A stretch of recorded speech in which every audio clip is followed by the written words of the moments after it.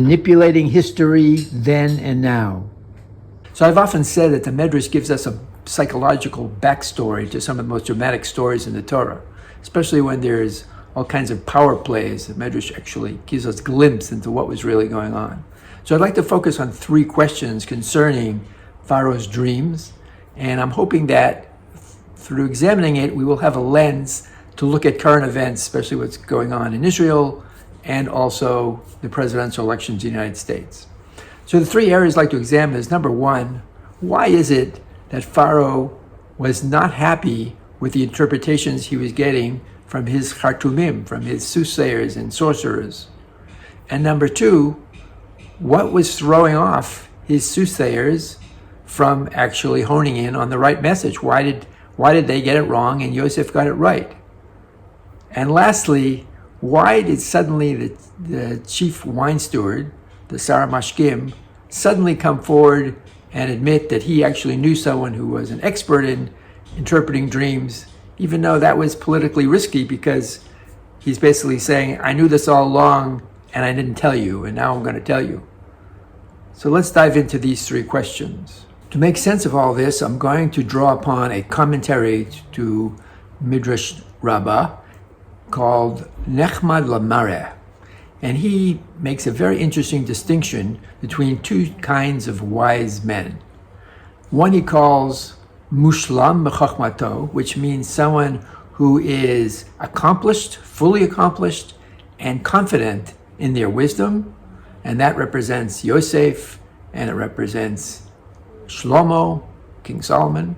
And the other is someone who is not fully accomplished in their wisdom, and these are represented by the Khartoumim, the soothsayers and sorcerers. Interestingly enough, the Nechmad Lamareh says that the person who recognized this distinction and used it successfully was none other than the Queen of Sheba, because she had heard, as the whole world had heard, that Shlomo was the wisest person alive, and she wanted to test it out.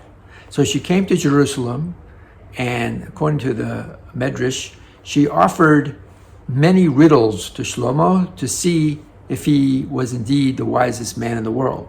But what's interesting is the riddles were not necessarily difficult, but the riddles, in order to be correctly figured out, you had to have a very simple, honest approach to how you solved riddles.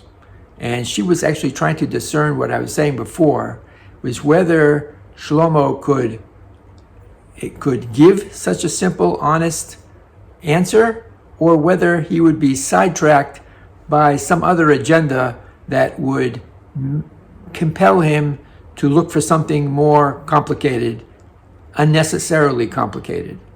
Based on the way Shlomo answered the riddles, she knew that he went for the true and simple meaning, and she therefore was able to conclude that he is indeed the wisest man in the world.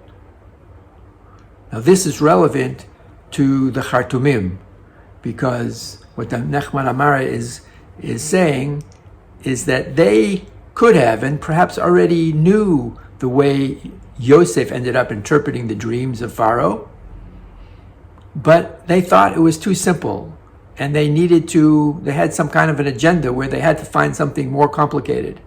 Perhaps they needed to justify their salary, they needed to show how smart they were, or perhaps they didn't want to scare the king. Maybe they were afraid to say that there would be some kind of famine that's going to ruin the economy, potentially economy of Egypt and the whole world.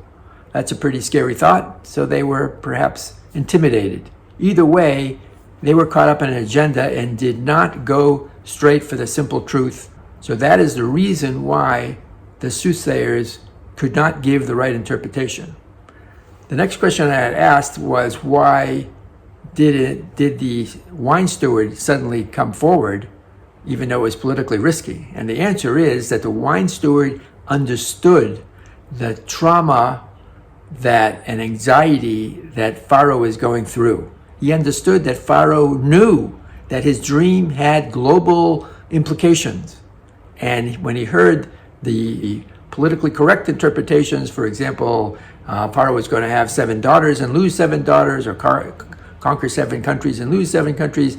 These are big and painful, but they weren't as big and global and impactful as Pharaoh felt that his dream was. And he wasn't satisfied. He knew there was something bigger, and he wasn't getting the truth. And when the Saramashkim, the chief wine steward, could feel the pain of Pharaoh, such that he actually felt that Pharaoh would die from this anxiety if he wasn't getting the right answers. And if he would die and be replaced, that could jeopardize his position as the chief wine steward. So therefore, for that selfish reason, the commentary on the Midrash, that is the only reason that he stepped forward and say that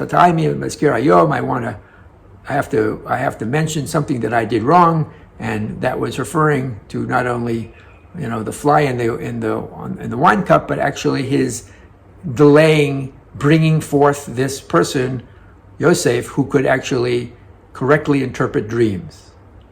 Okay, so we've touched on the 3 questions we started with, that the king could not feel satisfied with the answer. He knew that his dream had global implications, and he felt that he just wasn't getting the Khartoumim, the soothsayers and sorcerers weren't getting to truth. We talked about why they were so far off base and they were caught up in a certain agenda. And finally, we talked about why the Saramashkim came forward so late in the game and took the politically risky move of introducing Yosef. Interestingly enough, that when he did introduce Yosef, he did it in the most derogatory way. Called him Nar, meaning he's just a young lad, and Ivri, meaning he's somebody who's an affront to Egyptian culture. We, for example, believe in worshiping animals, and they slaughter these animals.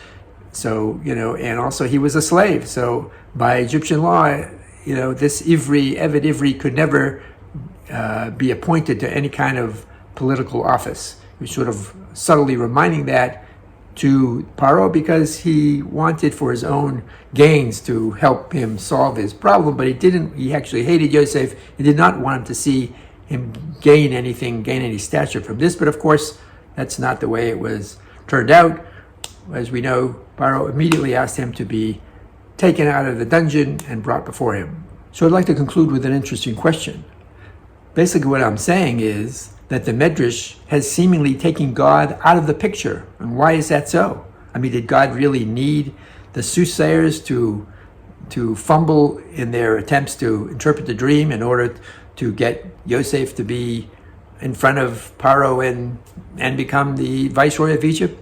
Did you really need the king to have these anxieties and not like the interpretations? Did he really need the wine steward to come forward and introduce Yosef? Are these things necessary for the way Jewish destiny to unfold? Of course not. Midrash is basically saying that nothing is as it appears. All these things that look like they're consequences of human foibles are actually God controlling these people, God controlling the anxiety of Pharaoh, and God controlling the sorcerers and making them fumble, and God bringing this selfish idea to the wine steward to have Yosef come before Pharaoh. So we can debate whether Israel is buckling under pressure from the United States and who's going to win the presidential election. But at the end of the day, these issues are no different from the way God directed the soothsayers and the wine steward. Because what the story is showing you is the unlikely rise of a Hebrew slave to be the viceroy of Egypt shows that God is running the world.